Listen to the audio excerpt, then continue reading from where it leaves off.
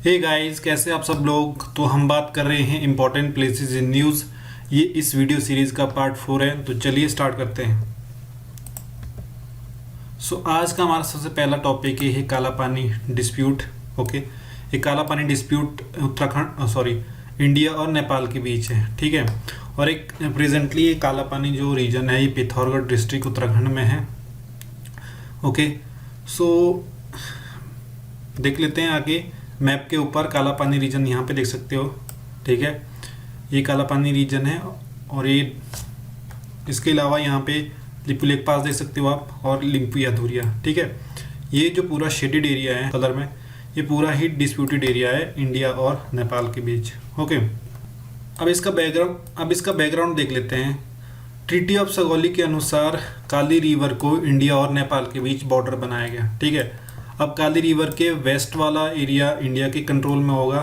ठीक है, और काली रिवर से ईस्ट वाला जो एरिया है रीजन होगा वो नेपाल के अंडर में होगा। ठीक है, ये ट्रीटी ऑफ सगौली के में ये एग्रीमेंट हुआ था। ठीक है, और इस ट्रीटी के अनुसार नेपाल को कुमाऊं गढ़वाल और सिक्किम को भी इंडिया को देना पड़ा। ठीक है, मतलब अंग्रेज़ों को देना पड़ा, क्योंकि उस टाइम ब्रिटिश का राज था।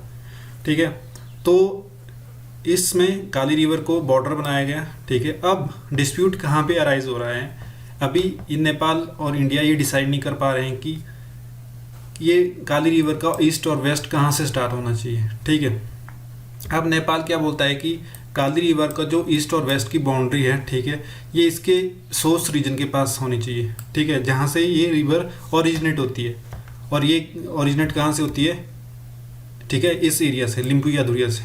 ठीक है, अब इंडिया क्या बोलता है, इंडिया ये बोलता है कि नहीं, काली रिवर जो एक्चुअल में इसका नाम है वो काला पानी रीजन से स्टार्ट होता है। ठीक है, काला पानी रीजन में ही इस काली रिवर को ये नाम दिया गया है। ठीक है, इसीलिए काली रिवर का जो ईस्ट और वेस्ट की जो बाउंड्री है वो काला पानी रीजन से होना चाहिए। ठीक है, ना कि इसके सोर्स पॉइंट से।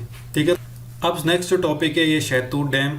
ओके, शहतूत डैम इंडिया कंस्ट्रक्ट कर रहा है अफगानिस्तान में। ओके, इसके अलावा इंडिया पहले भी अफगानिस्तान में एक डैम बना चुका है जिसका नाम सलमा डैम है। ओके, शहतूत डैम कहाँ पे है, अफगानिस्तान में इंडिया कंस्ट्रक्ट कर रहा है।